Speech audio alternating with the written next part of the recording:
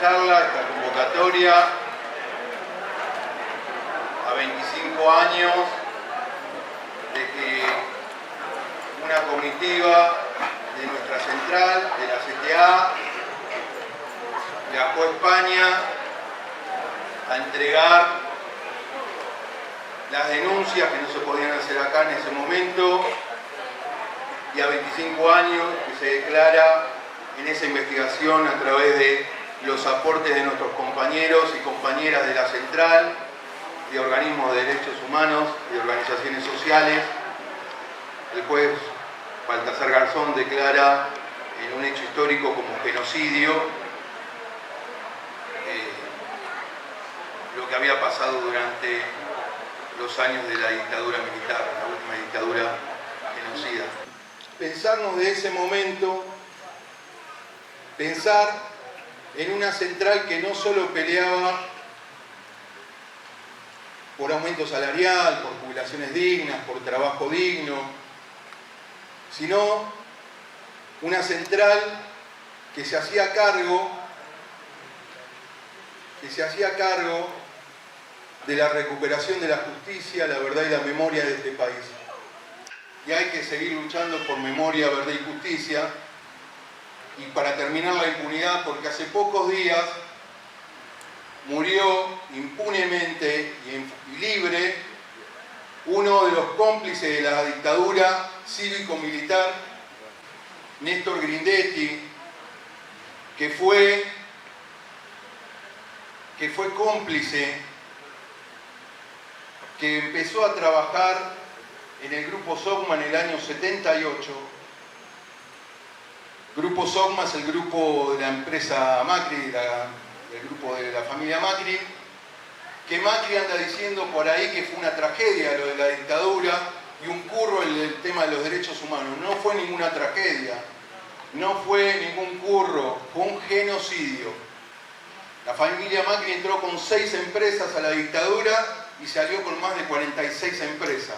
La congruencia es la palabra, la acción y los contenidos. O sea, ser congruente es eso. Bueno, en ese momento lo que sentimos fue eso, congruencia, que estábamos en el lugar adecuado, en el momento adecuado y haciendo lo que correspondía hacer.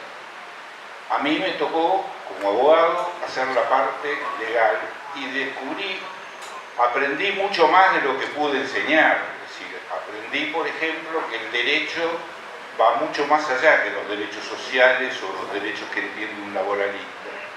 Que todos los derechos en un determinado momento se juntan y actúan en conjunto, y esos derechos fundamentales lo actúan y son fundamentales para aquellos que no tienen derechos.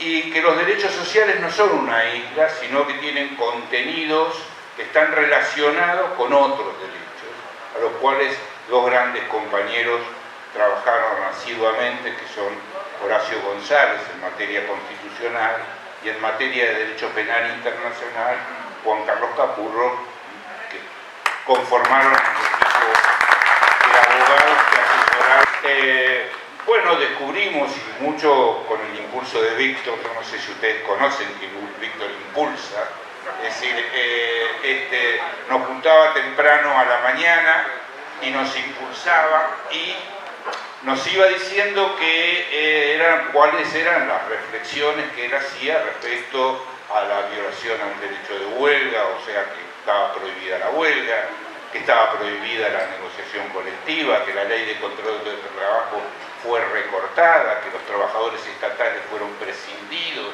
que había prohibiciones, es decir, los compañeros que estaban limitados en sus derechos, que era lo que un laboralista trata cotidianamente.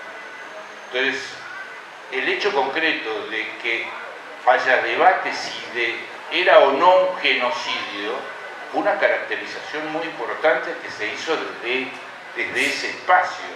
O sea, caracterizar un genocidio era, bueno, cuál era técnicamente la palabra genocidio y si se podía usar o no se podía usar. Fue un debate de muchos días. Cada tema era debatido. Y además, cada tema tenía que tener un fundamento en papel, o sea que había que juntar papeles sobre todo en materia de compañeros desaparecidos, compañeros trabajadores que habían sufrido la represión directa de la dictadura. Por lo tanto, eso estaba muy documentado, se llevaron infinidad de papeles ante el juez Garzón. Es decir, luego el tema de que los derechos sociales tienen la misma equivalencia de derechos que habían sido trabajados durante mucho tiempo, es decir, el hecho de entender que los derechos sociales son derechos fundamentales y que esos derechos, para que tengan vigencia, requerían otros derechos, también fue un trabajo importante. Entonces, lo que yo les puedo decir es que fue una gran experiencia, de un gran sentido de aprendizaje y que marcó rumbos. Yo creo que en un determinado momento, por lo menos en los aspectos que nos tocó trabajar, en materia de derechos sociales, siempre se tuvo en cuenta esa integridad y que en un momento como la década del 90, que se legitimaba la violación de esos derechos y a su vez se retrocedía en toda la tutela, como fueron la ley de empleo, que fue una de las primeras leyes donde se justificaba la flexibilidad laboral, hacer una denuncia sobre estos derechos relacionados con los derechos a la vida y otros derechos fundamentales, fue también importante al momento de luchar por ellos. Así que, bueno, satisfacción por recordarlo, emoción y la posibilidad concreta de estar en esta mesa y recrear ese momento, para mí es un hecho personalmente muy importante. Muchísimas gracias por la Decía acá Walter el tema de que seguimos con presos políticos, mencionaba una serie de problemas en este gobierno, venimos de escuchar los últimos datos de pobreza y de indigencia y en un año hay 2 millones de pobres más y 152.000 hambrientos más en la Argentina, ¿no? Razón por la cual este tipo de conversaciones, de recuerdos, vienen a cuento de sostener la memoria. Y aparte porque tienen profunda actualidad, porque si hicimos lo que hicimos, no lo hicimos por otra cosa que por pensar la necesidad de una sociedad más justa. Y la verdad que este es un hecho, por un lado, de recuperación de la memoria y por otro de docencia. Aprovechando que está Marta. Y digo de docencia porque el negacionismo no es solo el negacionismo de la masacre del genocidio, es la tergiversación de la historia, es negar el papel que cumplió la clase trabajadora en expulsar a la dictadura militar. Y hacerlo un 30 de marzo es recordar que fue la clase trabajadora la que puso final a la dictadura militar y no la historia que nos cuentan de que fue la guerra de Malvinas, nada más como si nada hubiese pasado.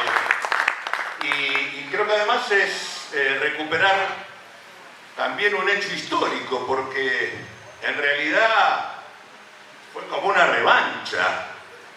El tema de que una nueva central de trabajadores, una nueva propuesta político-organizativa para los trabajadores en la Argentina, hiciera esto, cuando en realidad, años antes, Triac y Baldassini supuestamente, en nombre de los trabajadores, habían dicho que no había habido desaparecidos en el movimiento obrero.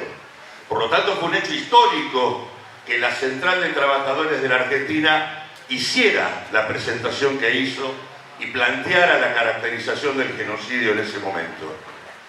Así que muy contento de poder estar acá, y la verdad que nosotros tuvimos que armar un documento que realmente no es un documento económico. Creo que lo que precede a la presentación de la denuncia que es el tema de la caracterización del terrorismo de Estado y del genocidio en la Argentina. Si ustedes ven eso, si leen ese documento, se van a encontrar con una caracterización del golpe que no está muy difundida, ni muy trabajada, y que a mí me parece que es central para pensar la Argentina de hoy. El primer punto que plantea es que el golpe no fue un golpe contra el gobierno anterior. Fue un golpe que tenía por objeto refundar la sociedad argentina, refundarla para que pudiera ser gobernada y dominada por un puñado reducido de grupos empresarios que pusieron en marcha a partir de allí una verdadera estrategia de la desigualdad, que es la que se puso sobre nuestro país y que prácticamente todavía no nos la hemos podido sacar de encima. En aquel momento la pobreza en la Argentina no superaba el 3%, hoy el INDEC acaba de decir 40,6%, es decir, hay más de un 1000% de crecimiento de la pobreza en los últimos 50 años de la Argentina. Es una sociedad que se derrumbó socialmente. Y en realidad lo que se plantea ahí es que este nuevo proyecto lo que pretendía era restituir las condiciones para poder dominar y gobernar a Argentina por parte de estos intereses. Y se plantea ahí el papel que tuvo la economía como parte del proceso de represión, que esto es lo importante entender. A diferencia de otras etapas, la represión no solo fue la represión ilegal que secuestró, torturó e hizo desaparecer a tantas compañeras y compañeros. No solo fue la represión legal que existió con la cantidad de presos que existieron a partir del 75-76 a disposición del Poder Ejecutivo. No solo existieron las normas de prescindibilidad, de despidos, de prohibir el derecho de huelga, los convenios colectivos y todo lo demás, sino que también hubo una represión económica que tuvo que ver con la destrucción del empleo, con la caída brutal de los salarios, con el aumento de la pobreza y con la ruptura del proceso industrial, que era el marco en el cual en la Argentina se había construido la posibilidad de una base social histórica de trabajadores y pequeños y medianos empresarios que una y otra vez confluían levantando perspectivas y proyectos nacionales y populares. Esto era lo que venían a destruir. Y efectivamente por eso la represión genocida estuvo acompañada de una crisis permanente en materia económica que fue destruyendo sistemáticamente el tejido productivo del país. No fue un golpe contra un gobierno, fue un intento de refundar la sociedad para establecer bases que le permitieran sostener su proyecto de dominación. Eso fue lo que entonces tratamos de señalar para darle sentido histórico a lo que fue ese genocidio en la Argentina. Y la verdad que hoy por hoy vale la pena hablar de estas cosas. Vale la pena porque la clave económica en torno a la cual se estructuró todo el reordenamiento de la Argentina fue el endeudamiento. El endeudamiento que sigue estando acá con nosotros, el endeudamiento que sigue planteándonos la presencia del Fondo Monetario Internacional discutiendo o imponiendo las políticas en la Argentina. Una deuda que hace que en el día de ayer el presidente de la Nación estuviera con el presidente norteamericano y que en lugar de ir a plantear la complicidad de los Estados Unidos en el crédito que el fondo le dio a la Argentina y señalar la responsabilidad que ese país tiene en lo que hoy nos está ocurriendo, fue a pedir por favor que nos aflojen un poco la soga que seguimos teniendo en el cuello. y en realidad terminó la reunión y sin ningún desparpajo los norteamericanos dijeron que es muy importante esta reunión porque vamos a garantizar que la Argentina pueda ser quien abastezca de minerales críticos al mundo, es decir, el litio. De eso estaban hablando, que es lo que les importa. Por eso la jefa del Comando Sur de los Estados Unidos dijo hasta hace muy poco acá en este país que el tema del litio era un problema de seguridad, no nuestro, de ellos, de los Estados Unidos. Entonces, creo que el tema de la deuda por un lado, lo que nos acaba de decir Walter, y de hecho una de las cosas que marca el documento es la complicidad empresarial con el proyecto de la dictadura y con el genocidio, y la marca con mucha precisión. Marca primero quien fue el ministro con plenos poderes de la dictadura, que fue José Alfredo Martínez de Oz. José Alfredo Martínez de Oz no era cualquiera, era el presidente del Consejo Empresario Argentino, que era la institución que nucleaba a los principales grupos empresarios locales y extranjeros del país.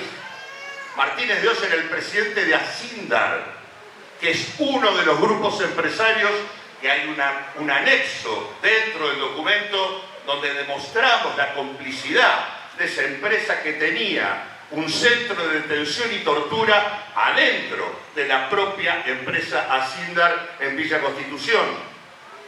Y en realidad mencionaban a Blaquier, que es otro de los casos que presentamos en ese momento, a este señor que se murió sin haber sido juzgado, a pesar de que la infraestructura del ingenio fue utilizada por parte de las Fuerzas Armadas, garantizaron la noche del apagón, fueron responsables de más de 300 secuestros y cerca de 30 desapariciones.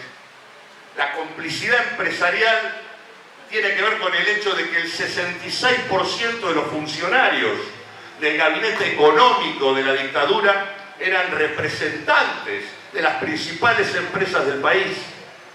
E incluso es muy sencillo mirar cuando muere Blaquier quiénes son los que fueron a despedirlo.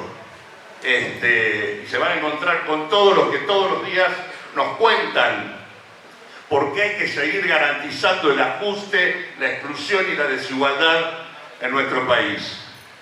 Y la verdad que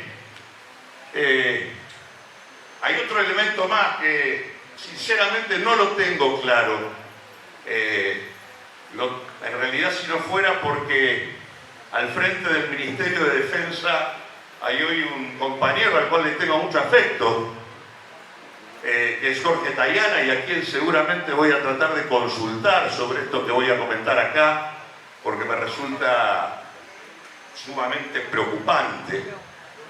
El 24 de marzo, el mismo 24 de marzo, en la cuenta de Twitter del Ejército, el general Paleo planteó la puesta en marcha de 8 campañas de una nueva estrategia donde ya el tema no es la geografía política, sino la geografía funcional, y en donde va a haber despliegue militar sobre Vaca Muerta, despliegue militar sobre el litio, despliegue militar sobre Bahía Blanca y despliegue militar sobre el Atlántico Sur. La verdad que en el marco de estrategias del poder económico que privilegian el extractivismo y el saqueo, si no fuera porque está Jorge Tayana en el Ministerio de Defensa, yo pensaría que están blindando el extractivismo frente a las poblaciones, a las comunidades, a los pueblos originarios y a los trabajadores que disputan y cuestionan la aplicación de este tipo de estrategias. No tengo claro qué es lo que es, pero la verdad, y además la fecha, eso hace que de repente vuelva a aparecer en la discusión política una consigna que gobernó prácticamente todos los 90 y que fue la que en todo caso contribuimos a sacar, que fue el tema de pensar la política bajo la idea de cómo evitar lo peor.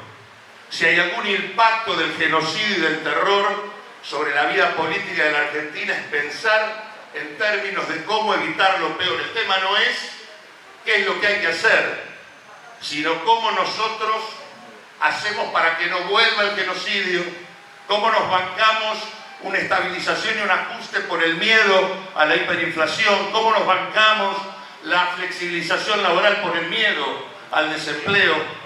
Y la verdad es que lo que no se tiene en cuenta es que la idea esta del mal menor, cuando uno elige el mal menor, elige el mal. Y cuando uno elige el mal, termina peor. Entonces, me parece que este tipo de encuentros tienen que servir para que no nos convenzan, porque necesitamos transformar el 2023 en un año en donde le digamos no a cualquier intento de restauración neoliberal en la Argentina, le digamos sí a generar las condiciones para sacarnos el yugo del fondo, para poner en marcha un proceso que permita restituir las condiciones de vida de nuestro pueblo. Y cuando nos dicen que no, basta con ver el 24 de marzo la gente en las calles de todo el país, y en donde hay pibes y pibas de generaciones que no vivieron el genocidio, pero que siguen diciendo que este pueblo quiere hacer otra sociedad y no la que han construido con el genocidio dictatorial. Muchísimas gracias.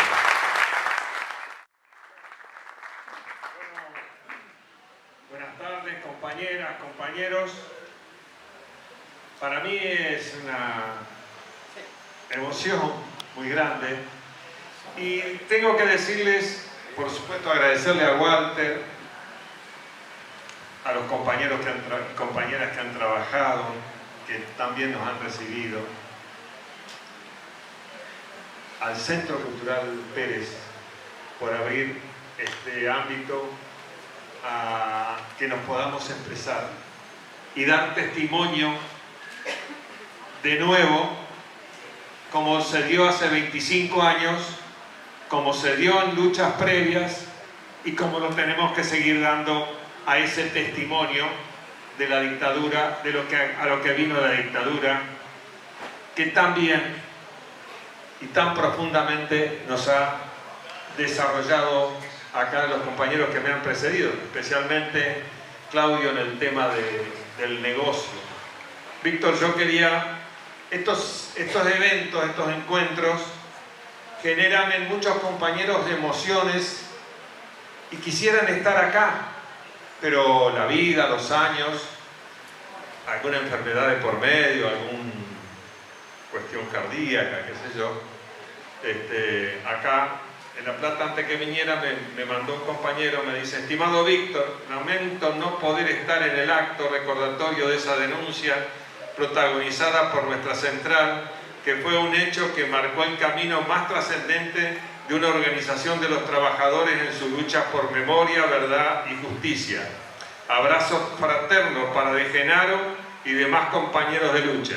Julio Bertomeu, que es fundador de nuestro gremio, la Asociación Judicial Bonaerense. Yo decía de dar testimonio porque en el caso mío personal soy trabajador judicial jubilado, he tenido responsabilidad de conducción en la Asociación Judicial Bonaerense y en la Federación Judicial, y los trabajadores judiciales sufrimos las consecuencias de la dictadura. Los trabajadores y los jueces que no se allanaban a cumplir las órdenes de la dictadura, los militares los secuestraron y los mataron y los torturaron. Aquí, en el departamento judicial de Lomas de Zamora, Lanús pertenecía en ese momento a Lomas de Zamora, hoy está integrado al departamento judicial de Avellaneda. Por orden de la Corte, a los 15 días, cuando asumieron, dejaron cesante a toda la conducción del gremio. estaba al frente de Edgardo Magarba, militante radical de toda su vida, y a Mesuti y a Gallego, una integración plural de mi gremio acá, a todos los despidieron. Y a un compañero que lo habían marcado ya en el 20 de junio cuando había llegado el general Perón y había ido a recibirlo a Petrica, lo detuvieron y lo desaparecieron.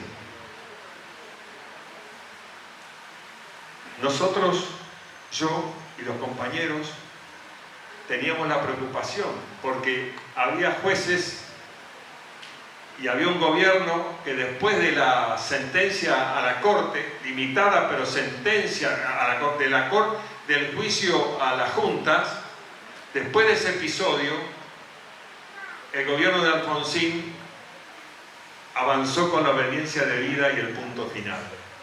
Y eso significaba bajar la cortina de las posibilidades de investigación y de condena y de juicio. Formalmente, nuestro pueblo no había abandonado el deseo de condenar y juzgar a quienes habían cometido ese genocidio. Y es por eso que estábamos trabajando y había abogados nuestros muy comprometidos con una pequeña esperanza, que eran los juicios por la verdad. Había una posibilidad de iniciar juicios, aunque hubiera obediencia debida y punto final, solamente para conocer la verdad.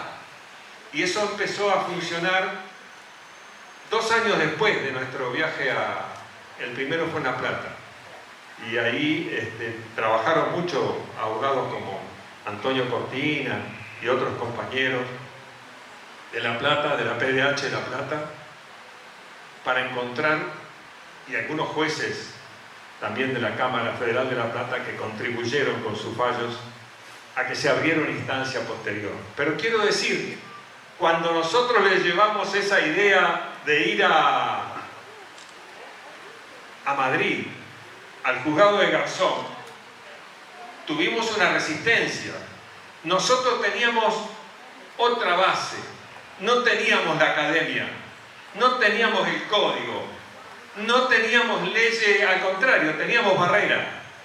Pero el 24 de marzo de 1996, domingo, en las calles de la Argentina y en las plazas de la Argentina, cientos de miles de compañeros en unidad absoluta, todos los organismos, la mayoría de los sindicatos en las calles, diciéndole a 20 años de la dictadura, no perdonamos, juicio y castigo. Y esa era la academia que nosotros teníamos, ese era el respaldo y esa era la convicción que nos decía, tenemos que ir a Madrid. Pero también teníamos abogados en Madrid, como el doctor Carly Lepoy,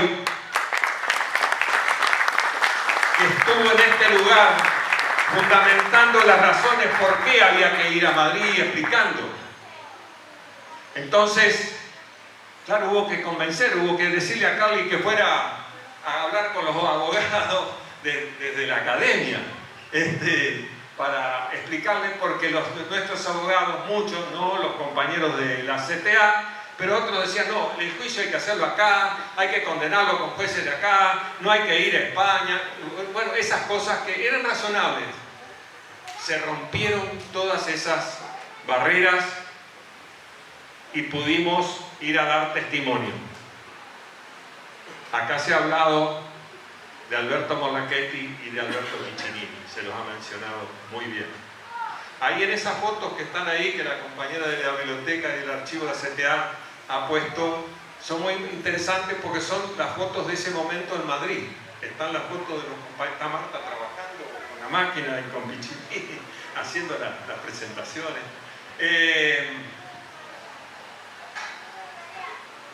Quiero decir que ese episodio, de ese testimonio, de esos compañeros,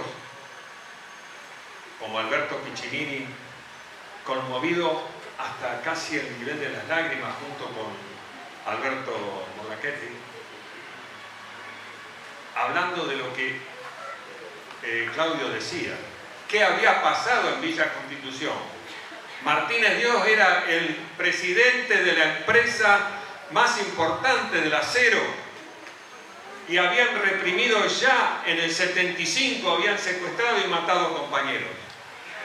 Porque lo que dijo Claudio es efectivamente así. Así vino la dictadura, a imponer con esa legislación. Pero también otra cosa, la ley del sistema financiero argentino está vigente hasta ahora. No ha sido derogada, puesta por el señor Martínez Dios. No ha habido todavía capacidad política y de movilización para que la ley del sistema financiero no siga siendo el de la dictadura. Pero quiero decir que esos episodios,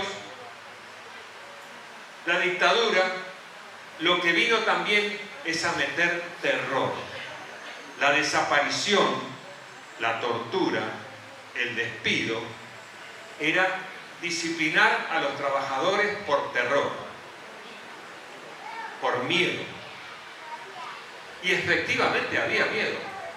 Había situaciones difíciles que se vivían en la calle, en cualquier lado. Pero se siguió resistiendo. Los que estábamos en la superficie, que no nos habían tocado la posibilidad de estar presos o desaparecidos o detenidos o cesantes, estábamos tratando de organizar cosas. Fuimos a las iglesias, fuimos a distintos ámbitos, y esas luchas que hubo, como bien dijo Claudio, terminaron un 30 de marzo del 82, reventando las plazas de Buenos Aires, de Rosario, de Córdoba, de Mendoza. Nos mataron un compañero, el secretario del sindicato de mineros de Mendoza, lo mató la dictadura en esa represión. Pero ahí se vio que había cambiado la historia en la Argentina. Después vino la aventura criminal de las Malvinas y la entrega definitiva de la dictadura, de que nuestros pibes de 18 años fueran a morir a Malvinas, e incluso ellos mismos terminaran torturando a esos pibes. Compañeras, compañeros, dar testimonio. Hay que seguir dando. Acá hay muchos jóvenes, muchas chicas y chicos que, como bien se dijo, muy bueno que estén acá. Tenemos que dar testimonio para decir lo que fue la dictadura, para decir que hubo generales, gerentes, empresarios, periodistas, sectores de la iglesia y distintos sectores culturales que apoyaron esas medidas, que son cómplices y que deberían ser juzgados como han sido una parte muy chica todavía de los militares. Deben ser condenados porque fueron los que contribuyeron. Pero quiero decir que hay que seguir dando testimonio, compañeras, compañeros, porque ayer había un señor en la televisión que se llamaba en esa época Neuta y que explicaba a doña Rosa lo que significaba las privatizaciones y otros personajes parecidos.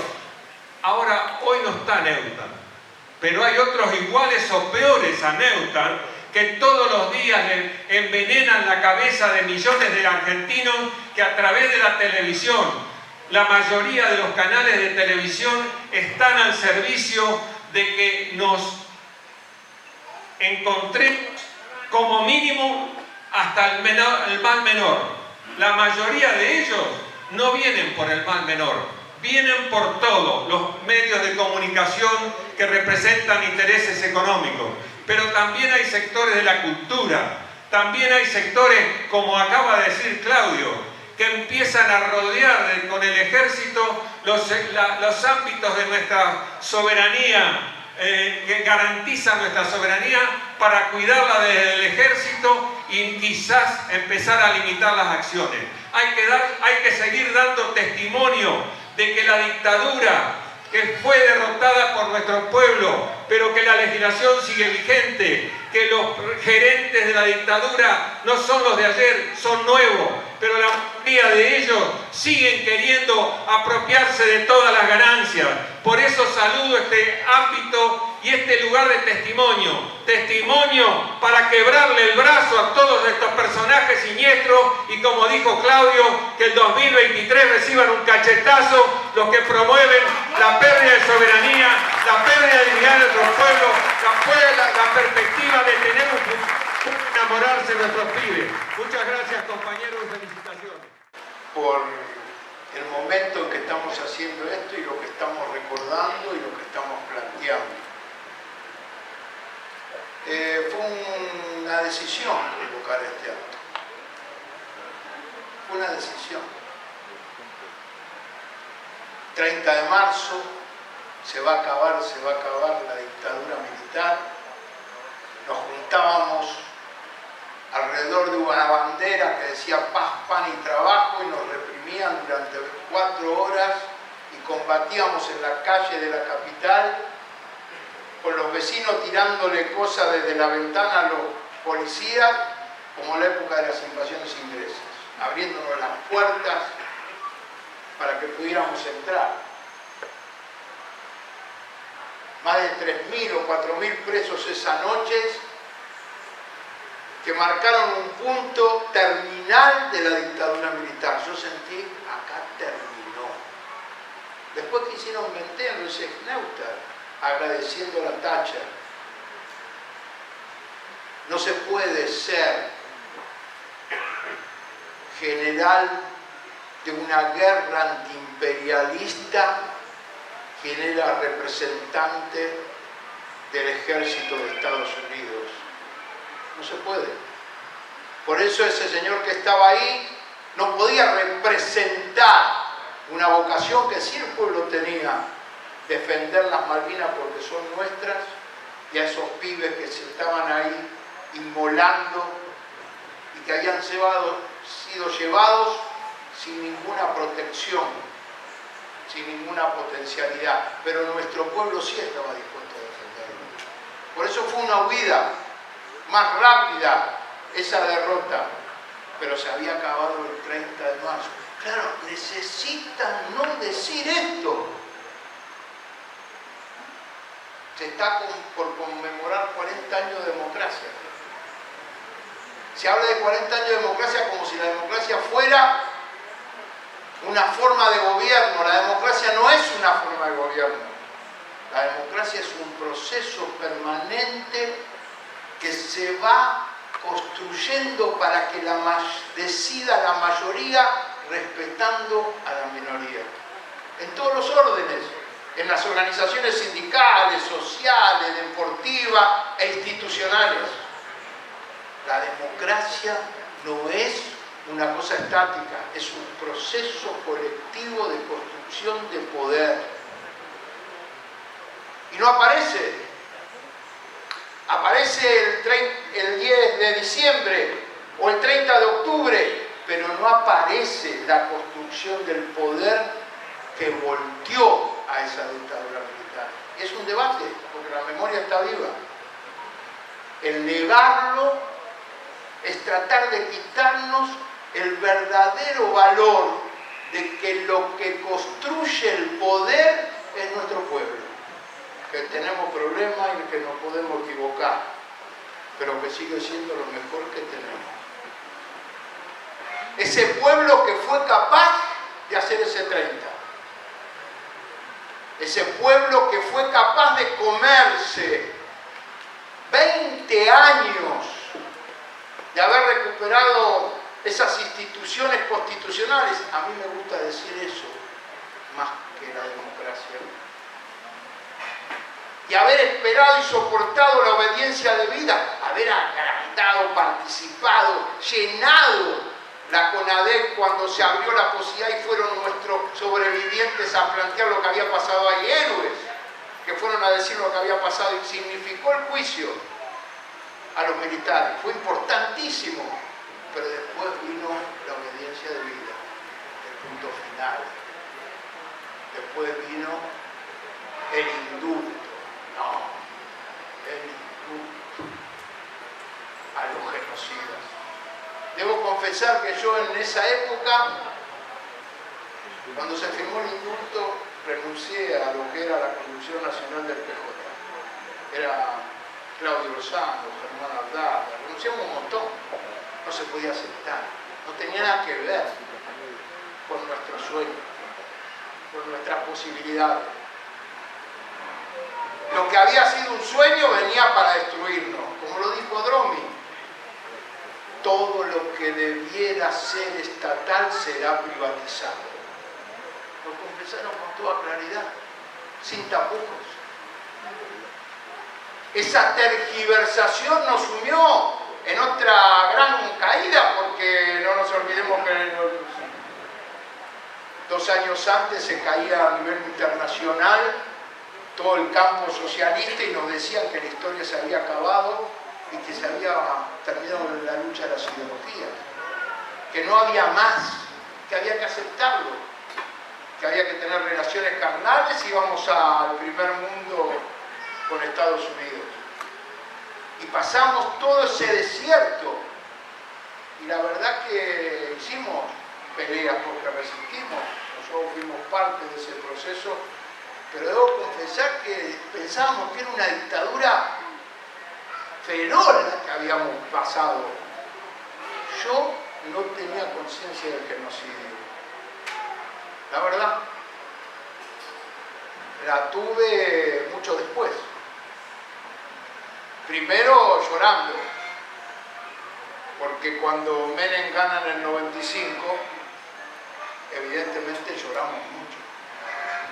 Y estábamos el 28 de diciembre en la casa de las abuelas y decíamos, ¿cómo puede ser que nuestro pueblo elija esto? Porque hay que pensarlo. Y la verdad que teníamos dudas y dijimos, ¿qué hacemos? Éramos muy pocos los que estábamos ahí. Y dijimos, convoquemos el 24 de marzo. No puede ser que nuestro pueblo no sea capaz de salir a las calles a gritar la verdad contra esa dictadura. Y fue un debate, ¿eh? Yo la única vez que me enojé en esa asamblea que hubo en la CTA, en un local más grande que este, el doble, y estaba lleno de gente, y un compañero dijo, ¿por qué no hacemos la marcha un día viernes?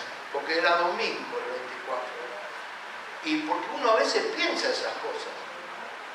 Lo comparto porque es así. El compañero dijo, no, nos conviene hacerla el viernes 22, porque así cuando agarramos a los que salen del trabajo y la Plaza de Mayo no nos queda tan grande y vienen y ven, por lo menos van a ver qué hay.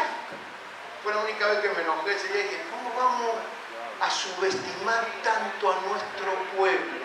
¿Cómo nos vamos a subestimar a nosotros mismos de que no seamos capaces a 20 años de aquella atrocidad salir a las calles a gritarnos nuestras verdades?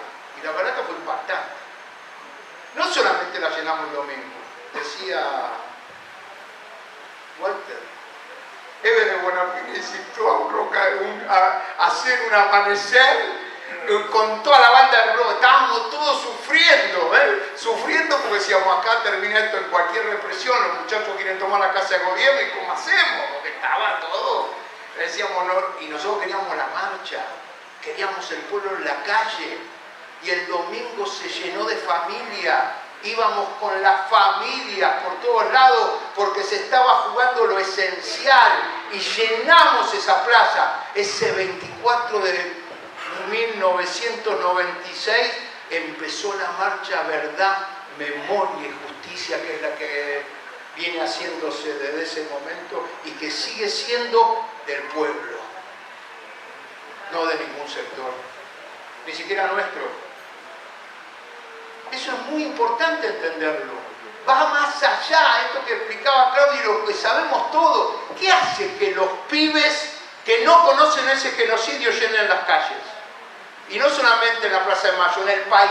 Hay un sustrato, una cultura, es nuestra fuerza. Y eso es lo que hay que creer y confiar. Cuando uno hace ese crack y empieza a confiar, empieza a encontrar la potencialidad del poder y no solamente se anima a ser sobreviviente, que no es poca cosa sobrevivir, sino empieza a soñar que se puede vivir.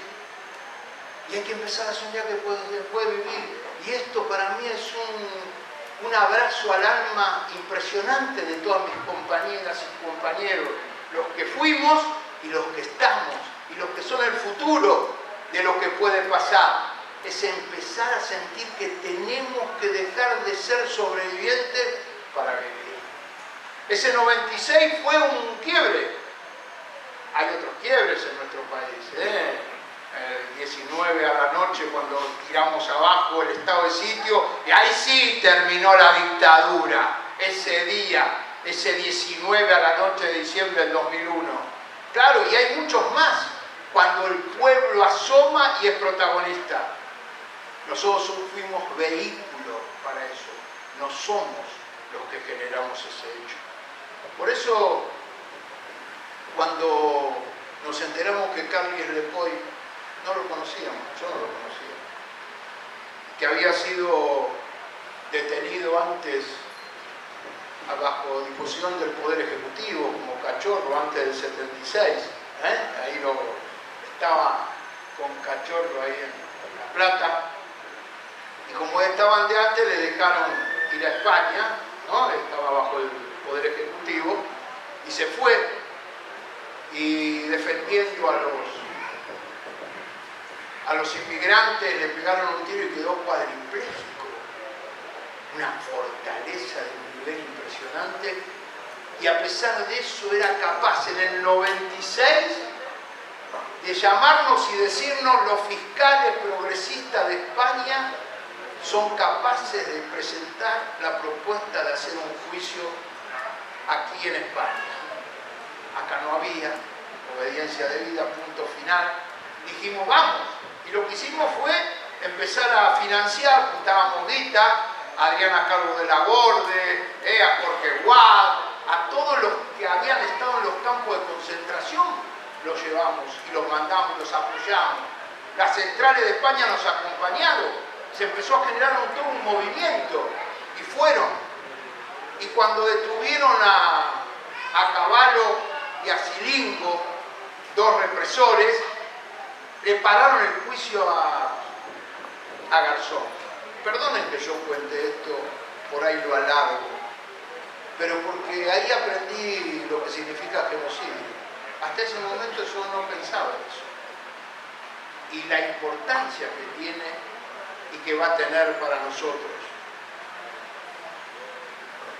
Le pararon el juicio a Garzón, porque para juzgar en España, antes que juzgar a los represores, había que demostrar que había habido genocidio. Y cambió el juicio, por eso fue a las Cortes de España. Y ahí vino Carlos Lepoy a convencernos a nosotros. La verdad que yo, es un amigo y hermano, es cierto que estuvo acá, porque vino acá y lo homenajeamos. Muchos no saben, Carlos Lepoy es de Lanús, hincha de Lanús. Encima, es más, yo hice una picardía, no lo conocía, pero venía y nos comentó a todos. Bueno, me animo a contarlo acá en confianza. Estaban los derechos humanos, ¿viste? Ellos estaban todos, porque lo recibimos en la CTA y después fuimos a comer a la vuelta, y las madres le llevaban pañuelos, la otra le llevaban un cuadro dibujado, le daban una plaqueta, todo. Yo me parece, mire, yo la verdad que traigo dos cosas. No sé, Carlos, si te va a gustar. La primera es la firma de Emilio Chever, que te nombra hincha de Lanús excepción en el exterior, en España. Así que un aplauso impresionante. Y la segunda, tablón lacrado, que era de la cancha vieja de Lanús, con lo cual todos los otros premios quedaron, ¿viste? Todas las otras cosas quedaron opacadas, porque eso se lo dio al viejo. Ese tablón terminó en las manos del padre de Carlos. Hincha de Lanús.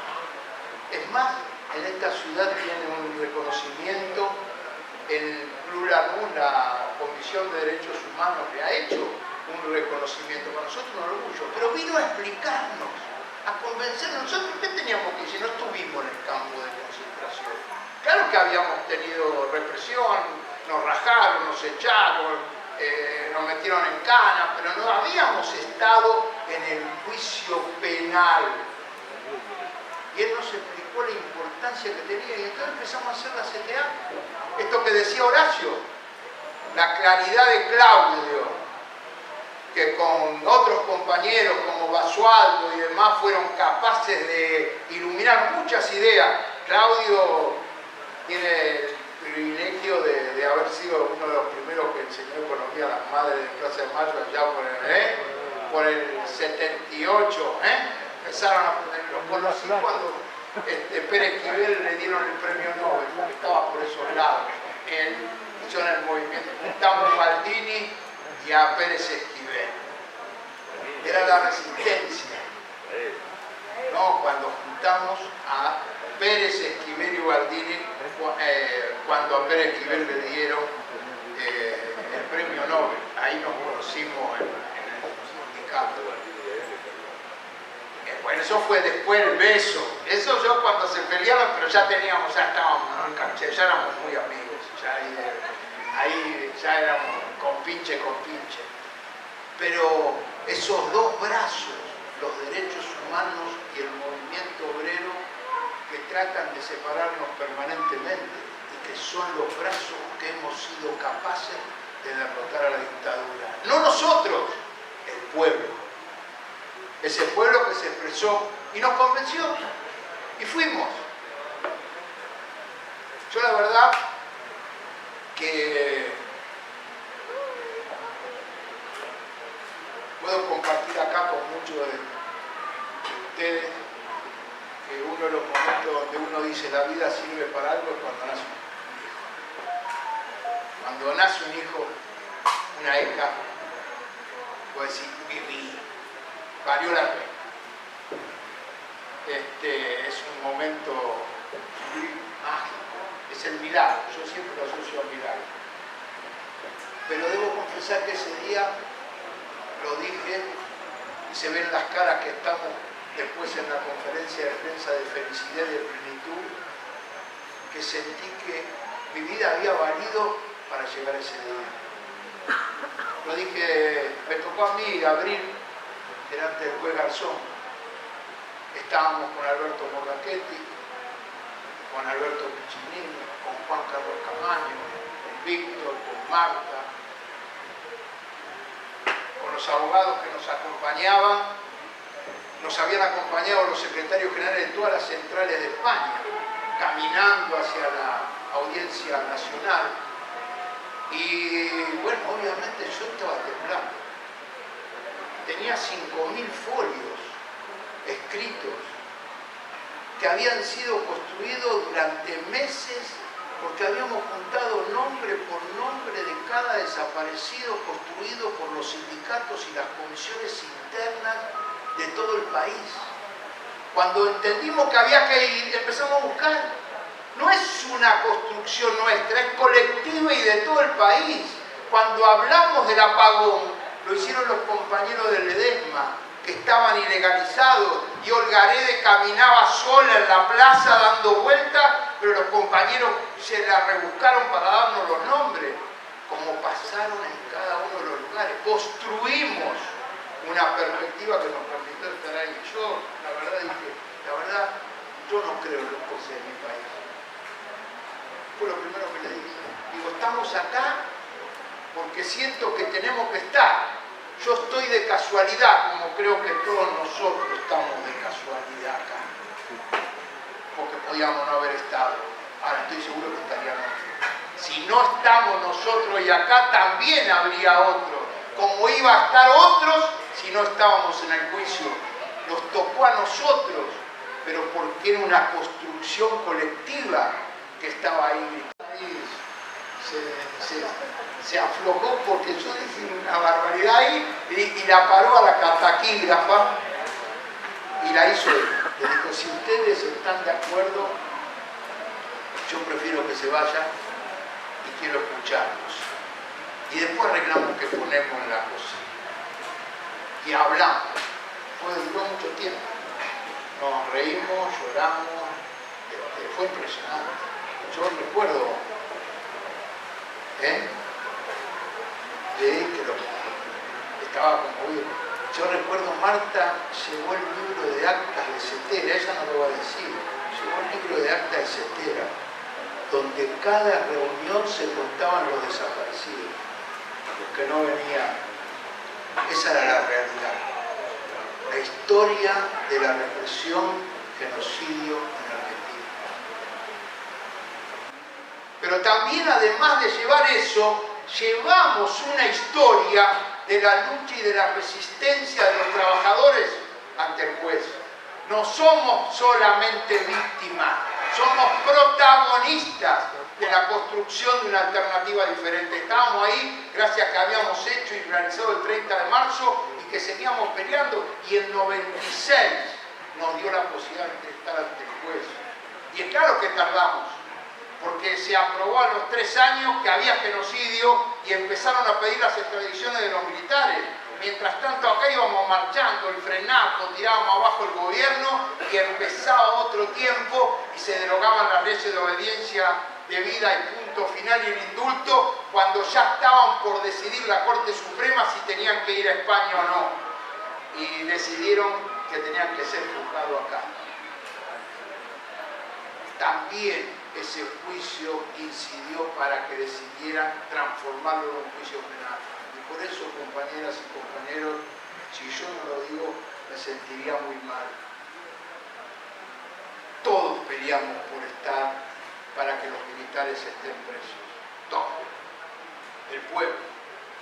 Pero si hay alguien que ha logrado que los militares estén presos, son los 6 detenidos desaparecidos.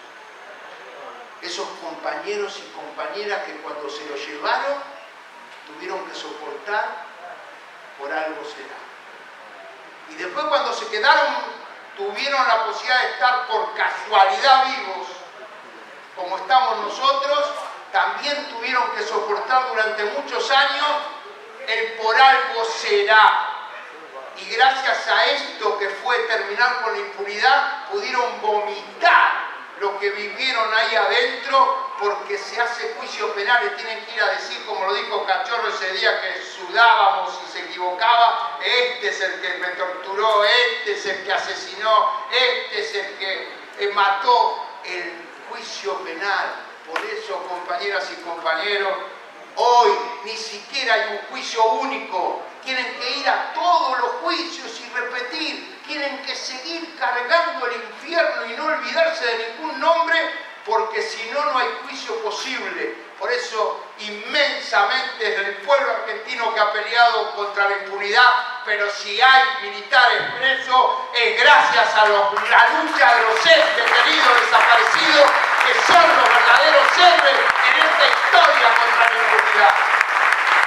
Bueno, yo podría decir, como cualquiera de nosotros, hablar 3 horas y seguiríamos cantando cosas, pero quiero terminar, porque quiero que hable Marta, a quien agradezco infinitamente que esté acá. Ella está en Río Negro, hoy es una de las luchadoras incalzables por lo que viene en la lucha por el ambientalismo, porque es maestra fundamentalmente y sigue enseñando claramente, y fue la expresión de esa lucha de la carpa blanca, que fue una lucha inmensa de toda la para nuestros hijos. Con una reflexión que es lo que nos falta, lo que está en juego.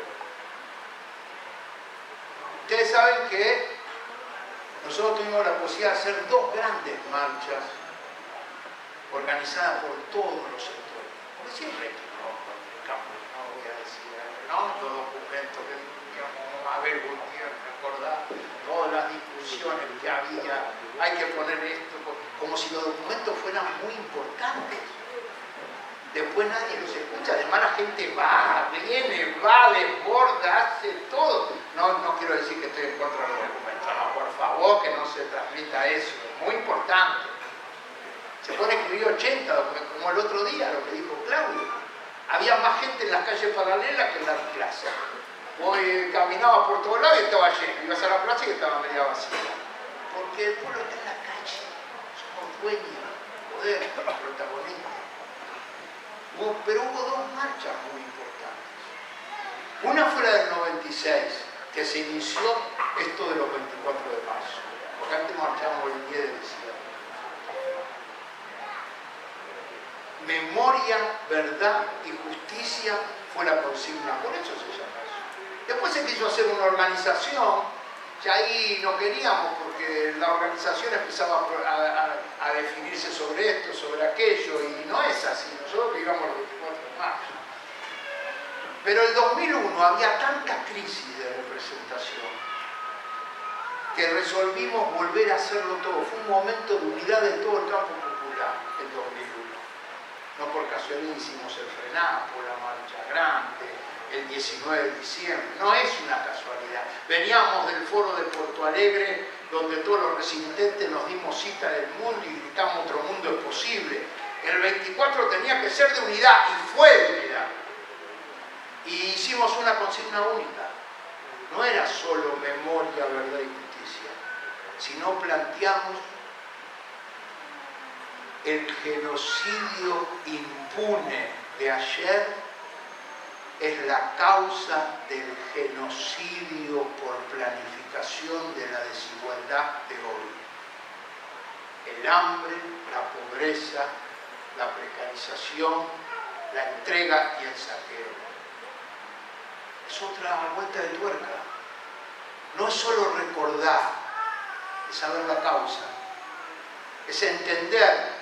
Ese 24 de marzo nosotros llenamos las plazas del país y repartimos una cartita de Rodolfo Walsh, que a un año de la dictadura militar, el 24 de marzo del 77 escribió lo que hoy se conoce, la tortura, el secuestro, lo trágico, es muy poco comparado con lo que va a ser. Y van a pagar el pueblo en las vidas de lo que hoy está perdiendo. Ese genocidio de la política económica. Si hay algo que Claudio me cambió y me hizo un clic, es entender que la política económica fue represiva. Fue el arma de la represión. Inventaron la pobreza estos hijos de puta.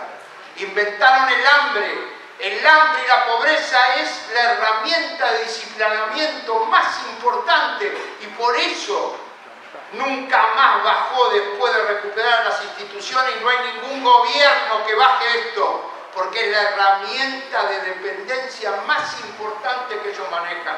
El trabajo, la educación, los sueños es lo que hay que avanzar. Ese clic de memoria, verdad y justicia a ese salto cualitativo que terminó en una nueva etapa, es quizá lo que está dentro reformándonos. Está huyendo, Yo creo mucho en nuestro pueblo. Siento, aunque a veces nos equivocamos, papito. Y me costó la del 91, me costó la de muchos, me costó la del 2015,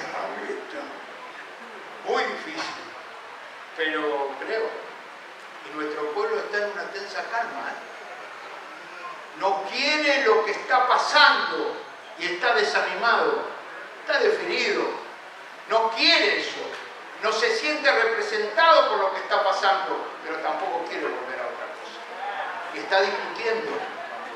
Y hay algunos que creemos que hay que animarse. Grindetti resolvió suspender con sus lacayos en el Consejo Deliberante la sesión del 24 de marzo. Es una ordenanza obligatoria. Hay que recordar memoria, verdad y justicia el 24 de marzo. Nos fuimos el 23 a la puerta a decir hay que hacerla y si no la hacen hecho la hacemos nosotros. Y miren qué hipocresía, cómo surge la verdad. Mandaron, tuvieron que convocarnos para el lunes 24. Y lo que dijo el Consejo Deliberante en la convocatoria es que nos convocaban, y lo dijeron, lo mandaron a todos los periodistas, a conmemorar el 24 de marzo a 41 años del golpe militar. ¿Escucharon? A conmemorar los 41 años del golpe militar. Impresionante. Está claro lo que son. Es el cajero de Macri. Es la continuidad de la represión. Es un proyecto de país diferente. Y los que nos quieren convencer de que no se puede, sí tenemos que confiar en que sí se puede dar ese salto. Por eso yo quiero decirle gracias. Gracias a todos ustedes. Porque estar acá generando este hecho de esperanza, de voluntad política en Lanús, es para mí la alternativa más importante para responder a esa actitud del poder. De los que no creen, porque compañeras y compañeros, yo creo que sí se puede, pero de una manera diferente. Puede haber pueblo sin revolución.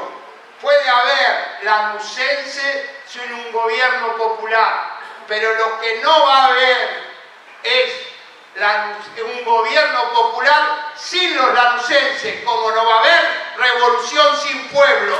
Gracias compañeras, gracias compañeros, porque ustedes hoy han demostrado que si nos animamos se puede, y esto es la mejor esperanza para lo que hacemos. Gracias a los compañeros del Pérez por confiar nuevamente en que esa esperanza está en marcha.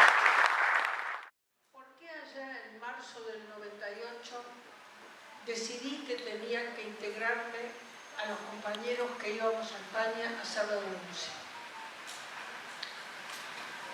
Y tuve 3 o 4 elementos definitorios. Yo estaba en la cama, estábamos ayunando, dando pelea, porque en el remate de todos los bienes del Estado y de todos los servicios del Estado estaba la educación pública. La decisión política del menemismo de privatizar la educación pública y tener una multiplicidad de sistemas educativos. La de los que lo podían pagar al servicio de los grupos económicos y de las empresas, y los que íbamos a caer, como había dicho el ministro de Educación, en la escuela pública, que iba a enseñar el mínimo posible para tener mano de obra barata. Este era el objetivo. Y por eso teníamos la carta y le dábamos pelea a la recuperación de la educación pública, al decir no a la privatización del sistema educativo. Había otras 2 o 3 cuestiones. Estaban las actas, como bien dijo Víctor, donde se reunía la comisión directiva, y cada vez que nos reuníamos, una vez por mes, más o menos, algún compañero no venía. Y el que había sido el secretario general de la CETERA, Francisco Izagui Arancibia, había sido asesinado. Él y su hermano en el sindicato. Entró el ejército y los habían matado los 2, pero no fueron los únicos. Teníamos con el tiempo más de 600 compañeros docentes que habían desaparecido o estaban detenidos, no se sabía dónde estaban. El rumor de las Fuerzas Armadas era que se habían fugado, que estaban exiliados por su propia voluntad. Y yo pensaba que los trabajadores de la educación, que estábamos en la carpa ayunando y peleando por nuestra dignidad y por nuestros derechos y por nuestro salario, teníamos además otro deber, que era enseñarle al pueblo qué había pasado, por qué estábamos así, por qué se nos caían los salarios. La educación pública no podía ser un instrumento más de dominación. Entonces no podíamos permanecer indiferentes a la pelea de nuestro pueblo. Teníamos algunas otras cuestiones, estaba la ley de obediencia debida y de punto final vigentes, después las derogó un proyecto, una ley que hizo Patricia Walsh, la hija de Rodolfo Walsh. Entonces, bueno, ahí decidimos que había que ir a verlo al juez Garzón y había que contarle otra mirada. Una mirada que habíamos construido recorriendo las escuelas, los barrios, escuchando a los compañeros. Por supuesto, le teníamos que decir que había sido un genocidio, sin ninguna duda. No era una pelea ni una guerra, como ellos decían, que era una guerra, en la que el pobre ejército se defendía de todos nosotros. Que era desaparición forzada, pero sin ninguna discusión. Y que la guerra que habían desatado contra el pueblo, el genocidio que habían desatado contra el pueblo, contaba con el respaldo, la aquiescencia y el apoyo incondicional de los grupos económicos y de los Estados Unidos. Ninguno se haga el tonto, y buena parte de la Iglesia. Era un complot de poder en contra del conjunto de los trabajadores. Y también queríamos decirle que esta represión, esa, la última, era cualitativamente distinta de la anterior. La anterior represión había sido contra los que hacían política, contra los grupos que querían cambios políticos, que buscaban un proyecto de justicia social, económica, etcétera, etcétera. Esta era una contra los trabajadores, contra las organizaciones sindicales. ¿Por qué? ¿Por qué el objetivo eran los trabajadores? Y uno tiene que pensar, digamos, ¿no? ¿Qué los llevó a esa decisión de que el enemigo público de las transformaciones que querían imponer eran los trabajadores? Y sí, éramos los trabajadores, los que defendíamos la fábrica abierta, los que defendíamos la distribución del ingreso, los que disputábamos la justicia social, los que disputábamos nuestro derecho a vivir con dignidad, los que disputábamos riqueza. Ese era el callo en el zapato, ese era el dolor que les decía a los grupos económicos: mientras haya organizaciones sindicales, no los podemos saquear tanto como los queremos saquear. Este era el objetivo, saquearlos, y para saquearlos y para destruir al país y convertirlo en lo que lo han convertido en muchísimos aspectos, había que silenciar la resistencia de los trabajadores. Este era el objetivo central, ¿no? Y claro, esto era sembrar el terror. Algunos los mataban y otros se callaban porque estaban perseguidos, porque no tenían la seguridad de que el Estado ni nadie los fuera a defender, de ninguna manera, ¿no? Y vean cómo fue tan así. El 24 de marzo fue el golpe, y ese mismo día, dictaron 3 decretos leyes. La prohibición de las organizaciones sindicales, la prohibición de la huelga, la prohibición de cualquier forma de actividad gremial, cualquiera que fuera, y la prohibición de cualquier forma de protesta dentro del lugar del trabajo. Brazos caídos, silencio, cartita, nada.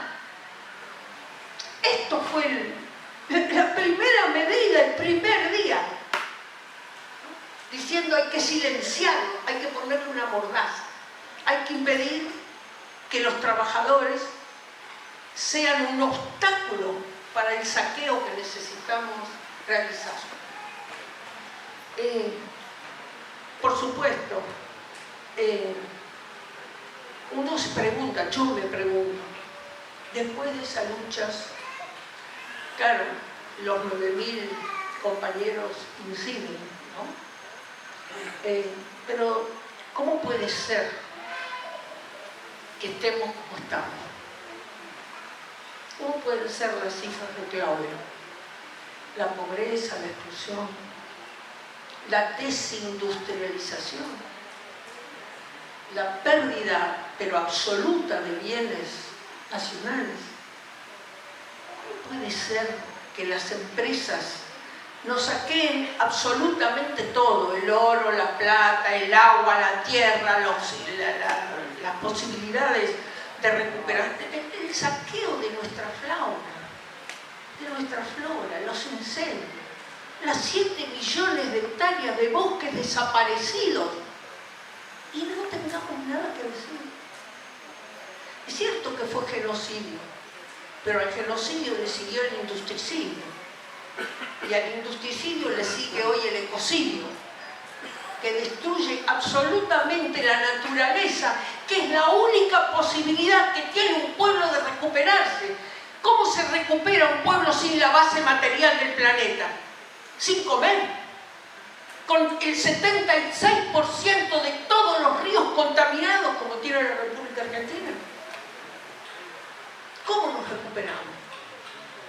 No solo con sindicatos, Por supuesto que los sindicatos son un instrumento, pero un instrumento que tiene que incluir esta otra mirada en la cual, junto con la organización, junto con los derechos, junto con los salarios, tenemos que defender claramente la base material del planeta, que es la riqueza de nuestro pueblo, que es la posibilidad de seguir adelante, que es la posibilidad, la esperanza de tener un desarrollo alternativo, que es la esperanza de que en un pueblo que exporta comida para 400 millones de personas no pase hambre. Ustedes pueden creer este contrasentido, que la Argentina tenga hambre siendo el mayor exportador de agricultura del mundo. ¿Cómo es posible? Es posible porque hay injusticia, porque hay silencio, porque hay indiferencia, porque están los medios de comunicación llenándote la cabeza de trivialidades que ni te dejan pensar, que te ponen un escenario mentiroso, que te hacen creer que no hay alternativa, que no vamos a poder, que el poder del otro lado es muy grande, que es muy fuerte, que es así, que el mundo ya está así, que no hay forma de cambiarlo. ¿Eso saben cómo se llama? Colonización cultural. Nos han borrado hasta la cultura que nos permite reaccionar. Nos han metido dentro del individualismo, del sálvese quien pueda. A ver si vos podés. Vos solito, nadie te va a ayudar.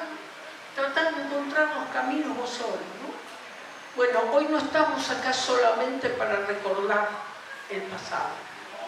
Estamos acá para decirles, con esas herramientas que en el pasado nos mostraron que éramos un pueblo, tenemos que recuperar el pueblo, tenemos que recuperar la dignidad, tenemos que recuperar la organización, la solidaridad, la posibilidad de seguirnos convenciendo y de seguir actuando para recuperar la República Argentina.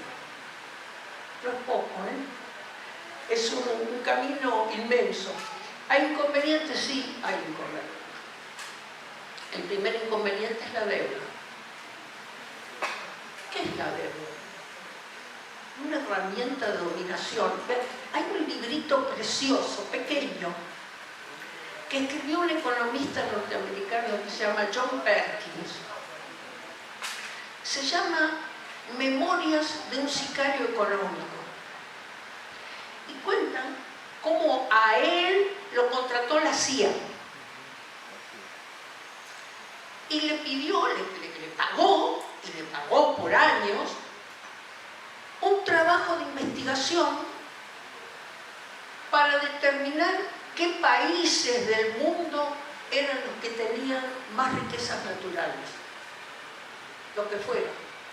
petróleo, pesca, tierras, lo que fuera. Le pagaron para eso. ¿Qué hicieron la CIA, el Banco Mundial y el Fondo Monetario Internacional? A esos países le prestaron plata.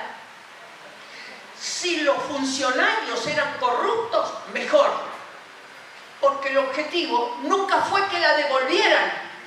El objetivo fue condicionarlos y obligarlos a abrir su territorio a la explotación y a la expoliación. Ese es un instrumento de dominación. Nunca vinieron a darnos plata para industrializarnos, para desarrollarnos, para mejorar la educación o para mejorar la salud. Nos la dieron para someternos. Entre las múltiples estrategias de saqueo que tiene el capital. Y hoy, reforzado como en aquel momento, la dictadura militar y los milicos se pusieron al servicio para matar a los compañeros, hoy se pusieron al servicio para ponerse con su ejército donde están los emprendimientos extractivos para impedir que el pueblo resista. Esto es lo que tenemos que entender, compañeros. Es el saqueo, la explotación. Ningún país saqueado y explotado puede recuperar la posibilidad de la distribución del ingreso. Esta es la batalla que tenemos que dar. Nos falta mucho. ¿Podemos? Podemos. ¿Cómo podemos? Conociendo, sabiendo, no resignándonos, sabiendo que lo mejor que tenemos es el compañero que está al lado. No es el favor político, no son los grupos económicos. No vienen a dar empleo, no vienen a hacernos ricos, no vienen a que el país esté esplendoroso de riqueza, vienen a saquear, vienen a llevarse todo, incluso el trabajo nuestro como explotación. ¿Saben lo que decía Lawrence Summers, que era el secretario del Tesoro de los Estados Unidos? No, los emprendimientos contaminantes no los tenemos que hacer acá en Estados Unidos. Hay que hacerlos en los países subdesarrollados. Porque sí, van a tener cáncer de próstata.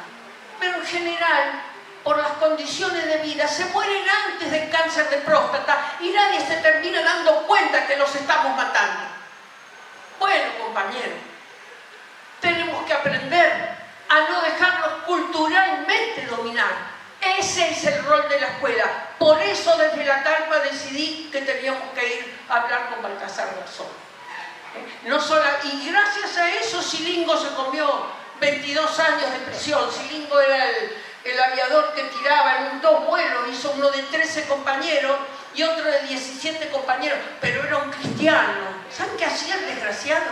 Les ponía música para que no estuvieran tan tristes cuando los tiraba al Río de la Plata. Esto es lo que tenemos que saber. Esto es lo que tenemos que decir sí o sí, nunca más. Nunca más a eso y nunca más al saqueo que nos impide vivir con dignidad. Gracias, compañeros.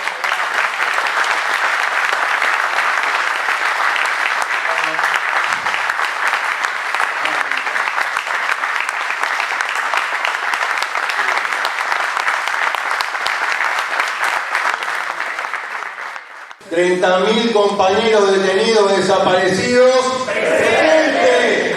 30.000 compañeros detenidos desaparecidos. ¡Presente! 30.000 compañeros detenidos desaparecidos.